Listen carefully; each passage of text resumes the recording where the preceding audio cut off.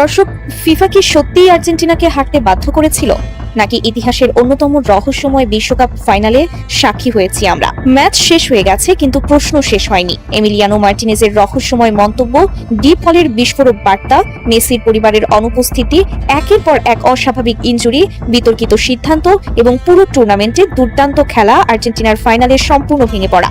এসব কি শুধুই কাকতালীয়, নাকি পর্দার আড়ালে এমন কিছু ঘটেছিল যা এখনো বিশ্বের চোখের আড়ালে রয়ে গেছে?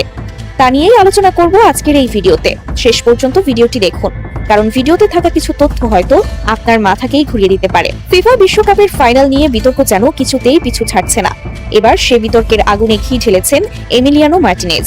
এই আর্জেন্টাইন গোলরক্ষক বলছেন, যখন সময় পার হয় তখন আপনি বুঝতে পারেন যে ফাইনালের ফলাফলের চেয়েও বড় কিছু একটা রয়েছে। তিনি আরো বলেন যে আর্জেন্টিনার হয়ে খেলতে পারাটা জীবনের সবচেয়ে বড় পাওয়া এবং এই দেশের সম্মানের জন্য তিনি আরো চেষ্টা করবেন।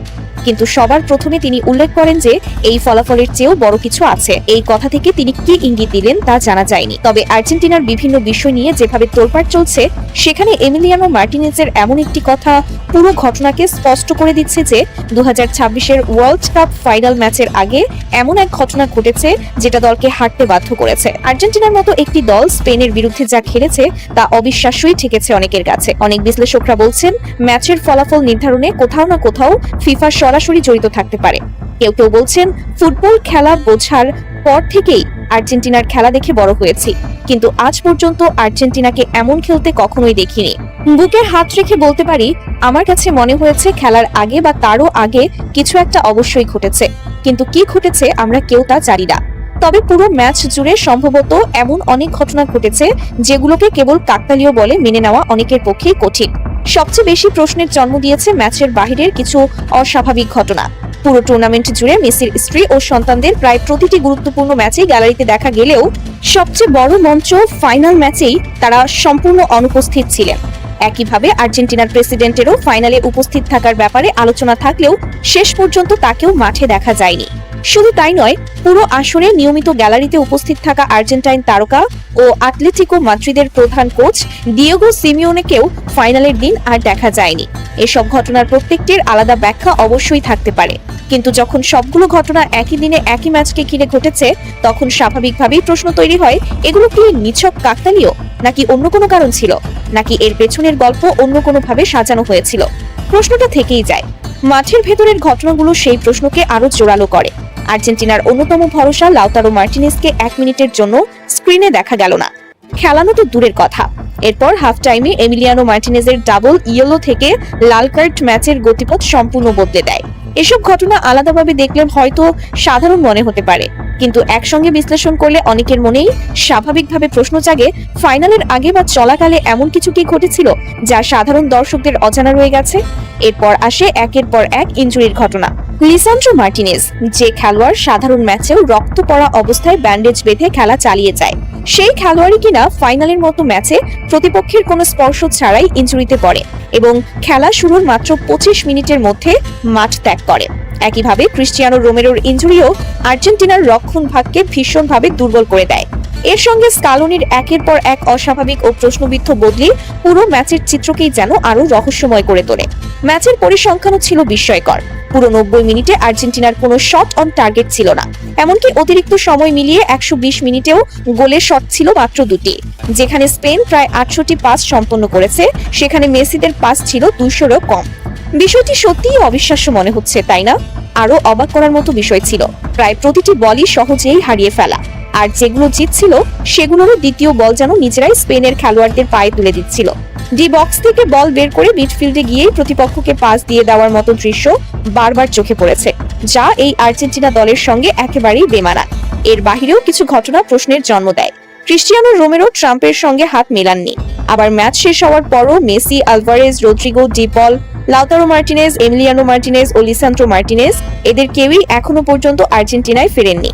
সবশেষে আসে গোল্ডেন বলের বিষয়টি। রদ্রি কোনোভাবেই এই পুরস্কারের প্রধান দাবিদার ছিলেন না, তাহলে কোন পরিসংখ্যানের ভিত্তিতে তাকে গোল্ডেন বল দেওয়া হলো সেই প্রশ্নের উত্তর আজও আমাদের সবারই অজানা। সবকিছু মিলিয়ে মনে হচ্ছে এখানে কিছু একটা ঘটেছে, যেমনটা অনেকেই 1990 সালের বিশ্বকাপের প্রসঙ্গে আলোচনা করে থাকেন। সে সময় ম্যারাডোনা অভিযোগ করেছিলেন যে তৎকালীন ফিফা সভাপতি জোয়াও হ্যাভেলঞ্জ তার কাছ থেকে বিশ্বকাপ কেড়ে নিয়েছেন। এই ঘটনাগুলো দেখে সেই পুরনো স্মৃতি ফিরে আসে। পুরো বিশ্বকাপ জুড়ে মেসি ফিফা বয় রিগড এসব আলোচনা ব্যাপকভাবে ছড়িয়ে পড়েছিল। তাই হয়তো অনেকের মনে প্রশ্ন জাগছে, ফিফার ভাবমূর্তি কিংবা ইউরোপ জুড়ে বিলিয়ন ডলারের ফুটবল ব্যবসার স্বার্থে কোনো অদৃশ্য প্রভাব কাজ করেছে কিনা। অবশ্যই এগুলো ব্যক্তিগত পর্যবেক্ষণ ও সন্দেহ মাত্র। প্রকৃত সত্য কি তা হয়তো আজ না হোক একদিন প্রকাশ পাবে। ততদিন অপেক্ষা করা ছাড়া আর কোনো উপায় নেই। আরেকটি বিষয় খুব স্পষ্টভাবে চোখে পড়েছে, এখন আর হয়তো কেউ বলবে না ফিফা রিগড, ম্যাচ ফিক্সড কিংবা সবকিছু আগে থেকে স্ক্রিপ্টেড, কারণ এসব অভিযোগ অনেক সময় সমর্থকদের অবস্থান ভেদে বদলে যায়। যখন নিজের পছন্দের দলের বিপক্ষে কিছু ঘটে তখনই এসব কথা সবচেয়ে বেশি শোনা যায়, আর অন্য সময় সবাই নীরব থাকে। এই দ্বৈত মানসিকতাই হয়তো আধুনিক ফুটবল সমর্থকদের সবচেয়ে বড় বৈপরীত্য। বিশ্বকাপ ট্রফি এবার আর বুয়েন্স আইরেসে ফেরেনি। ফাইনাল স্পেনের কাছে হারার বেদনা এখনো মুছে যায়নি। সেই হতাশার মধ্যেই নীরবতা ভাঙলেন আর্জেন্টাইন মিডফিল্ডার রদ্রিগো ডি পল। সেখানেও একটি রহস্য দেখা গিয়েছে। ম্যাচ শেষে 24 ঘন্টার কিছু বেশি সময় পর দেওয়া এক আবেগঘন বার্তায় সমালোচকদের কড়া জবাব দেওয়ার পাশাপাশি প্রকাশ করলেন শিরোপা হারানোর কষ্ট। লিওনেল মেসির ইন্টার মায়ামি সতীর্থ নিজের পোস্টে দাবি করেছেন, অনেকেই আর্জেন্টিনার পতন দেখার অপেক্ষায় ছিলেন, কিন্তু কারা আর্জেন্টিনার পতন দেখতে চেয়েছিল সে বিষয়ে তিনি স্পষ্ট করে কিছুই বলেননি। বিশ্বকাপ জুড়ে আর্জেন্টিনার রেফারি ও VAR এর সিদ্ধান্তে বাড়তি সুবিধা পেয়েছে, এমন অভিযোগ বারবার উঠেছিল। একই সঙ্গে আর্জেন্টিনা দল ও তাদের সমর্থকদের উদযাপনের ধরন নিয়েও সমালোচনা করেছিলেন অনেকে। ডিপলের এই মন্তব্যকে এসব সমালোচনার জবাব হিসেবে দেখা হচ্ছে, কিন্তু ডিপলের এই বক্তব্য অনেক রহস্যকে উস্কে দিচ্ছে। পরিশেষে বলতে চাই, ফুটবল শুধু 90 মিনিটের একটি খেলা নয়, এটি কোটি মানুষের আবেগ, ভালোবাসা আর বিশ্বাসের নাম। তাই যখন এমন একটি ফাইনালে আর্জেন্টিনার মতো দলকে নিজেদের ছায়া বলেও মনে হয় না, তখন প্রশ্ন ওঠা খুবই স্বাভাবিক। হয়তো আজ আমাদের হাতে কোনো চূড়ান্ত প্রমাণ নেই, কিন্তু মাঠে যা দেখা গেছে তার অনেক কিছুই সাধারণ ফুটবল প্রেমীদের মনে অগণিত প্রশ্নের জন্ম দিয়েছে। এমিলিয়ানো মার্টিনেজের রহস্যময় মন্তব্য, ডিপলের আবেগঘন বার্তা, গুরুত্বপূর্ণ খেলোয়াড়দের অনুপস্থিতি, অস্বাভাবিক ইনজুরি, বিতর্কিত সিদ্ধান্ত, সবকিছু যেন একই সুতোয় গাঁথা এক অসমাপ্ত গল্পের অংশ। তবে একটি বিষয় নিশ্চিত, একটি পরাজয় কখনো আর্জেন্টিনার ইতিহাস, মেসির উত্তরাধিকার কিংবা দলের লড়াইয়ের মানসিকতাকে মুছে দিতে পারবে না। সুপ্রিয় দর্শক, আপনাদের কি মনে হয়, ফাইনালে যা ঘটেছে তা কি শুধু একটি খারাপ দিনের ফল, নাকি এর পেছনে এমন কোনো অজানা সত্য রয়েছে যা এখনো বিশ্বের সামনে আসেনি? আপনার মতামত অবশ্যই কমেন্টে লিখে জানান।